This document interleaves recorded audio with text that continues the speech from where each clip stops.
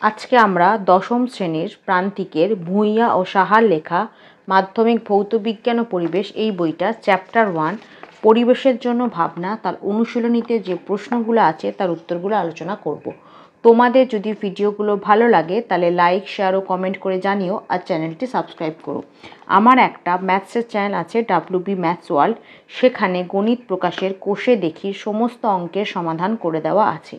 তার লিঙ্ক আমি video description বক্সে দিয়ে দেবো, আর ওপরের আই বাটনে ক্লিক করেও তোমরা সেই চ্যানেলটি পেয়ে যাবে।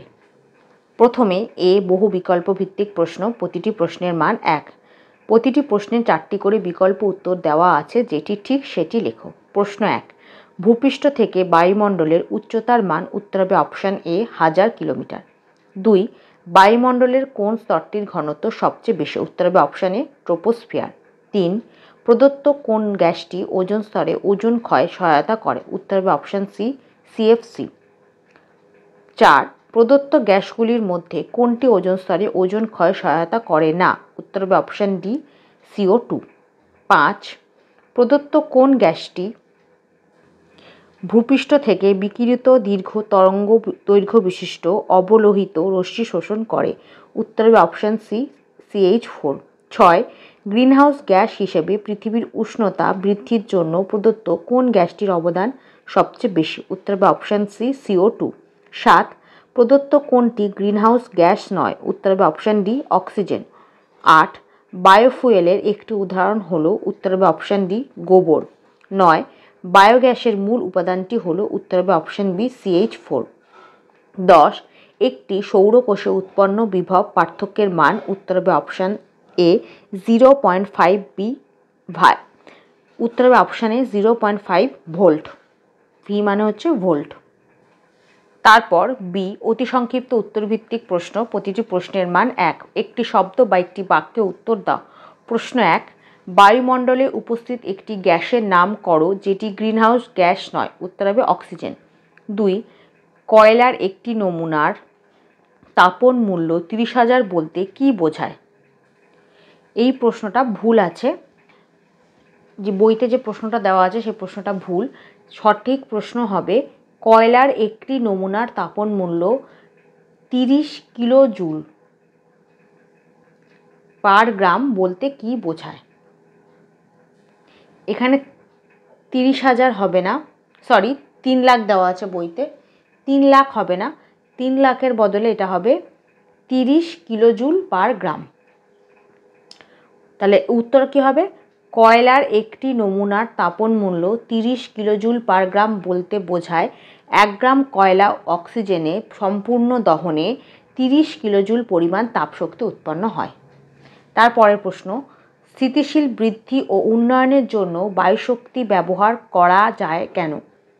উত্তর, স্থিতিশীল উন্নয়নের জন্য সম্পদকে এমনভাবে ব্যবহার করতে হবে যাতে তাদের ব্যবহারের হার নবীকরণের হারকে অতিক্রম না করে। বায়ু শক্তির মতন একটি পুনর্নবীকরণযোগ্য সম্পদ ব্যবহার করলে স্থিতিশীল বৃদ্ধির উন্নয়ন করা যায়।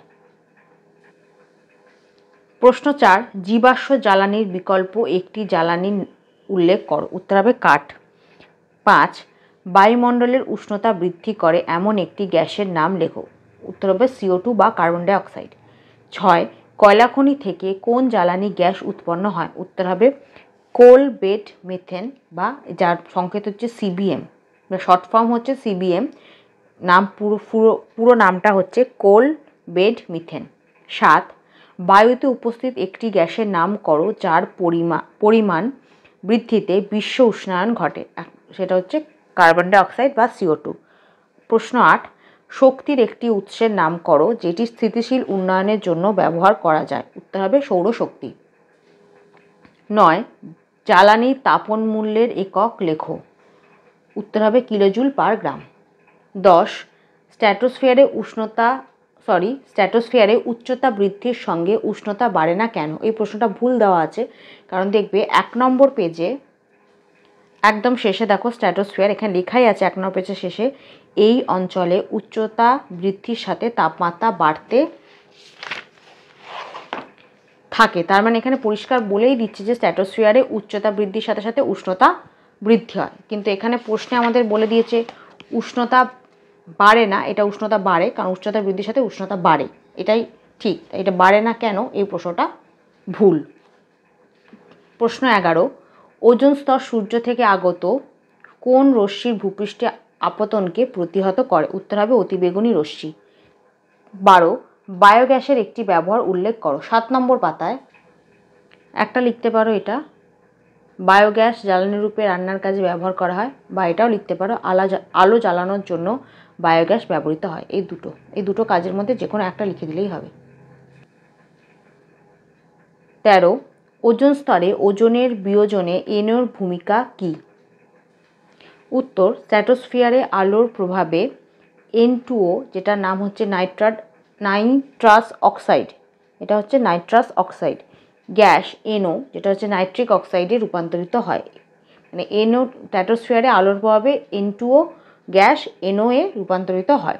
এই NO গ্যাস ওজোনের সাথে বিক্রিয়া করে NO2, যেটা হচ্ছে নাইট্রোজেন ডাই অক্সাইড, এবং O2 মানে হচ্ছে অক্সিজেন তৈরি করে, অর্থাৎ ওজোন অণুকে বিয়োজিত করে এবং ওজোন স্তরের ক্ষতি করে। তাহলে এই রাসায়নিক বিক্রিয়াটার সাথে লিখে দেবে NO + O2 = NO2 + O2। 14, কাঠকয়লা, petrol ও ইথানলের মধ্যে কোনটি জীবাশ্ম জ্বালানি নয়? উত্তর হবে ইথানল। ইথানল জীবাশ্ম জ্বালানি নয়। 15, ভূ উষ্ণতা বৃদ্ধির একটি ক্ষতিকর প্রভাব উল্লেখ করো। এটা পাবে 4 নম্বর পাতায়। এই যে প্রভাব, 1 নম্বর পয়েন্টটা লিখে দিতে দেবে।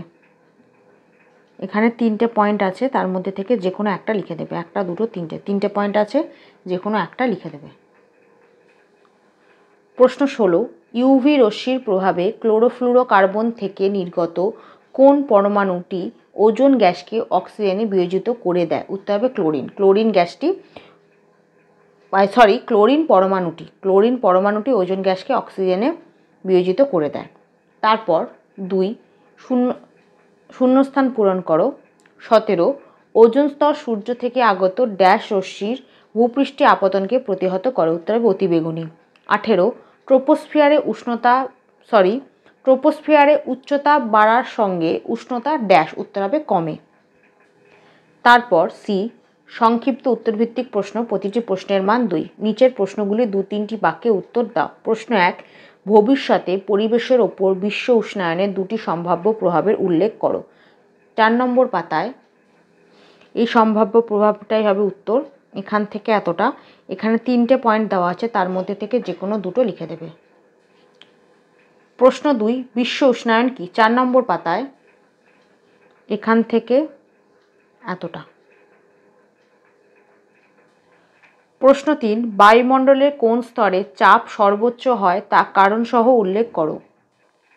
উত্তর, ট্রোপোস্ফিয়ার বায়ুমণ্ডলের সর্বাপেক্ষা নিচের স্তর এবং এটি সমুদ্রপৃষ্ঠ থেকে উপরের দিকে প্রায় 16 থেকে 18 কিলোমিটার পর্যন্ত বিস্তৃত।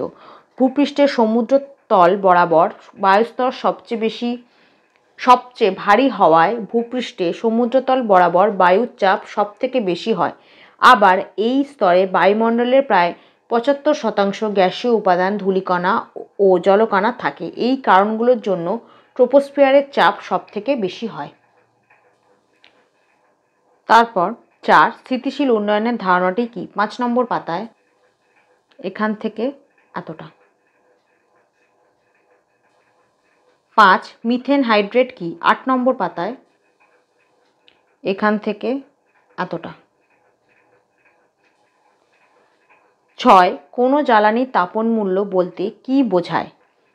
কয়লা ও ডিজেলের মধ্যে কোনটির তাপন মূল্য বেশি? প্রথম প্রশ্নটার উত্তর পাবো 5 নম্বর পাতায় এখান থেকে এতটা। পরের প্রশ্নটার উত্তর দেখে নাও। কয়লার তাপন মূল্য হচ্ছে 16 থেকে 27 কিলোজুল পার গ্রাম, আর ডিজেলের তাপন মূল্য হচ্ছে 45.5 কিলোজুল পার গ্রাম। তাহলে অবশ্যই কয়লার থেকে ডিজেলের তাপন মূল্য বেশি। তাহলে লিখে দেবে যে কয়লার তাপন মূল্য হচ্ছে 16 থেকে 27 কিলোজুল পার গ্রাম এবং ডিজেলের তাপন মূল্য হচ্ছে 45.5 কিলোজুল পার গ্রাম। এর থেকে বোঝা যায় যে কয়লার থেকে ডিজেলের তাপন মূল্য বেশি।